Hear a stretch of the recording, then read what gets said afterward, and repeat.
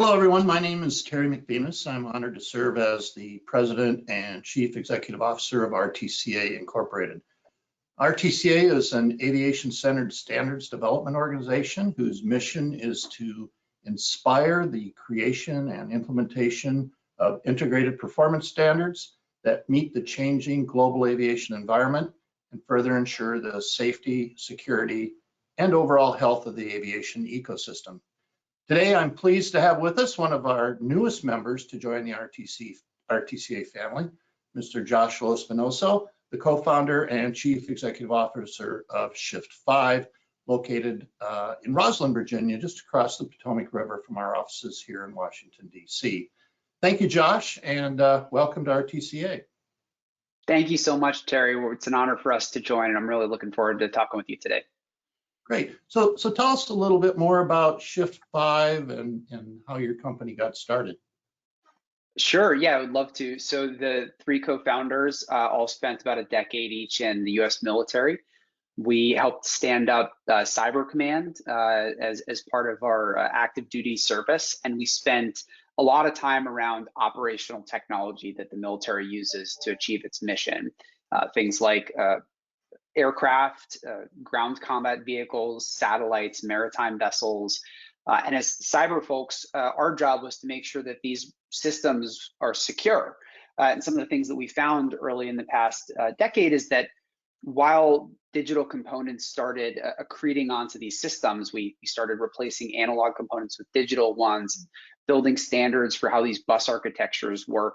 We did this in an incremental way where sometimes we didn't think cohesively about the system being secure against cyber attacks. So we led a number of red teaming events or cybersecurity risk assessment events against these systems to illustrate that you can't just have eggshell security, this idea that the physical access to the asset is security enough, because just with the supply chains that you have these days and the access that you need to these systems to keep them running, oftentimes it's pretty easy to get access. And so the three co-founders, we got out to build products and services that help secure these fleet assets like aircraft, military weapon systems, locomotive passenger systems, automotive systems from cyber attack.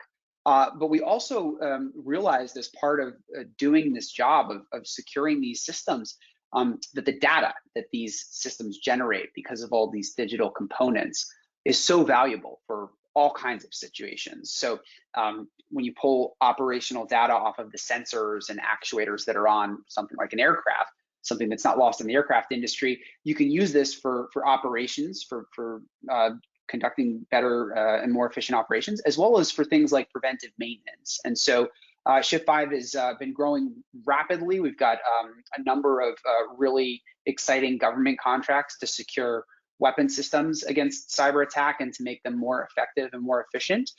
We've got several contracts in the locomotive space, defending passenger rail systems and pulling data off of locomotives for the purposes of smarter operations and maintenance. And then we're really excited, and part of the reason that we're joining RTCA is to get more involved in commercial aerospace to complement some of the military aerospace that we're doing. So really excited to join RTCA and help us to work towards securing and making smarter and safer aircraft around the world. Great. You talked about quite a base of operations that you work with, both aviation and rail, maritime, satellites, and both civilian and military applications. Do the security threats vary across these industries, or are there similarities in them? Yeah, it's a great question. So operational technology, the things that you're describing that are digital components that operate in the physical world to achieve operational goals look very different, right? A locomotive looks quite different from an aircraft, and that looks quite different from a smart toaster in somebody's kitchen.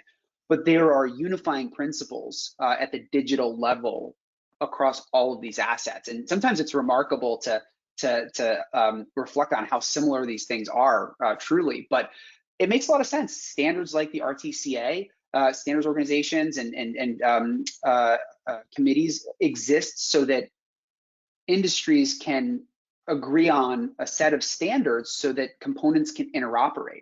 And the reason that we do this is to achieve economies of scale. You don't want to reinvent the wheel every time that you want to build new functionality, new features, new systems. And so because of these standards, because they allow us to achieve these economies of scale, you end up seeing very similar architectures across seemingly very disparate industries and systems. So for example, a car in automotive space, there's a protocol for how components on a car interoperate that's called CAN, Controller Area Network. It's invented by Bosch in the 1980s. It exists on billions of devices now, this CAN protocol, because it's so good at what it does. And so you'll see this very similar protocol on automotive setting, in ground combat vehicles in the United States military, sometimes on aircraft. And so because these protocols oftentimes were designed for reliability and robustness in the real world, but not for cybersecurity, you can see how, because the standard is so ubiquitous, but it's also vulnerable, it can create vulnerabilities across a wide range of assets. And so that's why we're sort of playing in so many spaces. That's great. You mentioned the military aspects and the work you're doing there. How do you see some of that translating into the work that you're doing on the civilian side of the market? Yeah, so one of our most important customers is the United States Air Force. So we are on operational aircraft defending them from cyber attack. And these aircraft are obviously unique in the kinds of missions they do. It's quite different from a Boeing 737 that's ferrying people back and forth. Sometimes people are in there, but there's also munitions and special equipment and kind of an adversarial operating environment for a military aircraft.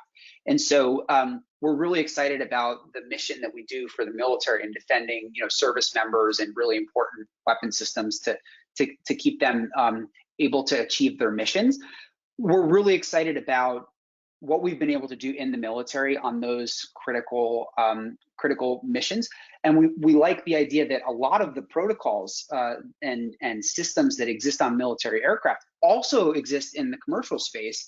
And so we're really excited about having conversation with OEMs, with operators, to be able to introduce some of these cybersecurity practices, techniques, and products onto civilian aircraft.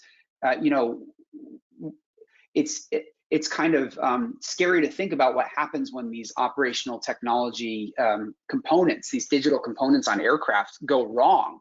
But one example is the Boeing 737 MAX 8.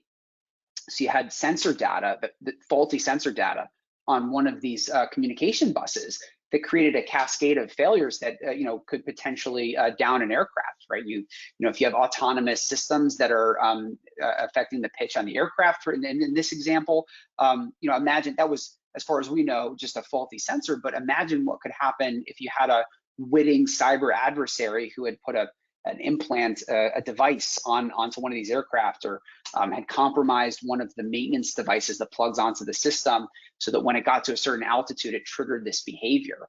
You could see how that could be absolutely devastating. There's a similarity between the civilian aircraft and the military aircraft, and they're both vulnerable to the same kind of attack. And so we're really excited about taking the lessons that we've learned from the military side and applying them in the civilian context. Great. Do you see yourself as a software company, a hardware company, or a little bit of both? A little bit of both, yeah. So what's so interesting about the space we play in is, well, we love the operational technology domain. We love the idea that you've got really expert industry veterans who know a lot about operating their industry, and they interact with this technology to achieve their mission. The technology is pretty similar across these domains, but at the hardware level, you've got all different kinds of operating requirements, right? So for a passenger locomotive, for example, we have a certain set of standards we have to comply with to be able to install gear onto those locomotives.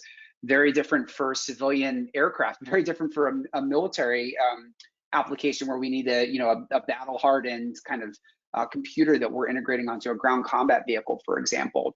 And so we can't help but be well versed in how to design electronics and hardware components and integrate onto these systems.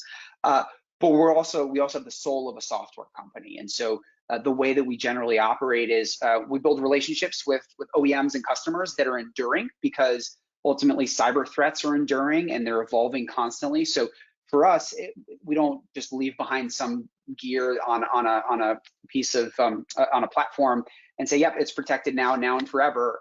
It's a relationship where we're continually updating our software, building new features and building new protections into it as the platforms and the customers' needs evolve. So it's important for us to have people who do software and hardware. And honestly, it's a selling point for when we're recruiting engineers, because when they look at what happens at Shift5, they say, oh my gosh, you guys design electronics and web interfaces, and you do data science, and you do systems programming. It's just, no matter where you want to grow professionally, there's a place for you at Shift5 to be able to make an impact and learn something new, because no one knows everything along that spectrum.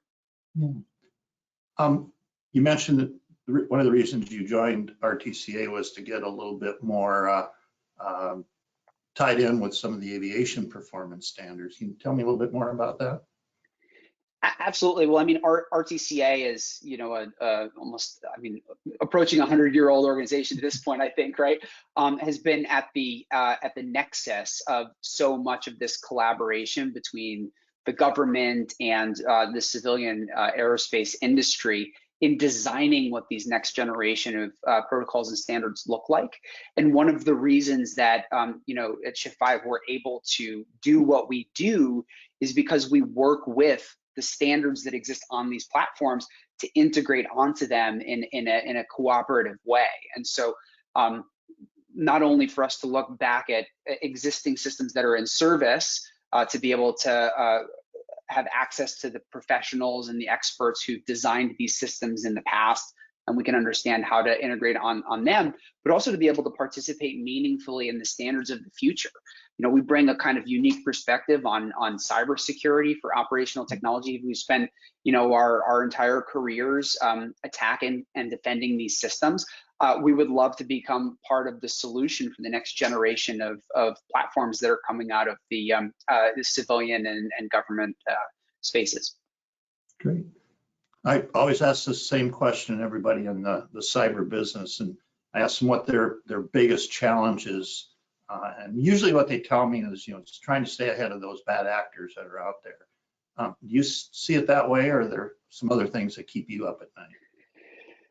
That's definitely the thing that keeps cyber professionals up at night. I think where what I'm thinking about is the place that the frontier that we're spending our time in is new. It's operational technology. It's things like aircraft, trains, maritime vessels, military weapon systems. These are chock full of digital components. We haven't historically thought about them as networks of computers, but that's what they are. They're networks of computers. And what really keeps me up at night is that we see the damage that hackers are able to do when they compromise IT systems, things like servers, laptops, cell phones, network gear. They can cripple business operations. We saw what happened to Sony, right? When they got hacked a couple years back. There are short line operators like Omnitrax who got hacked a couple of months ago with crypto malware and shut down operations. Maersk, we saw what happened to them in the maritime industry. Down in Florida, there was, but now when you have someone who compromises operational technology, so the things that are actually controlling the physical world, people can die. I mean, the consequences couldn't be graver. There was an example just a couple of weeks ago down in Oldsmar, Florida. Somebody gained access into a water treatment facility and increased the level of lye, the caustic soda that goes into the water supply, to extremely toxic levels. Thankfully, they had security control measures and they kept it from getting too far. But it just goes to show you, when a nefarious actor attacks an OT system, the consequences couldn't be more severe. And so for me, the thing that keeps me up at night is making sure that we move fast enough to secure these systems before people either lose their lives or you know, the nation's critical infrastructure gets attacked, and we have a really serious impact. Great. Josh, thank you so much for your time. Really appreciate it. And thank you for joining RTCA. We're looking forward to a very long and productive partnership with Shift5. So thank you. Thank you so much, Terry.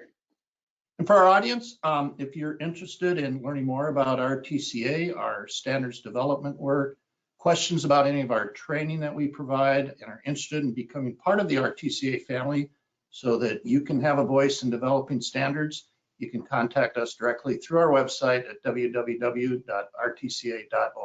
Thank you for listening.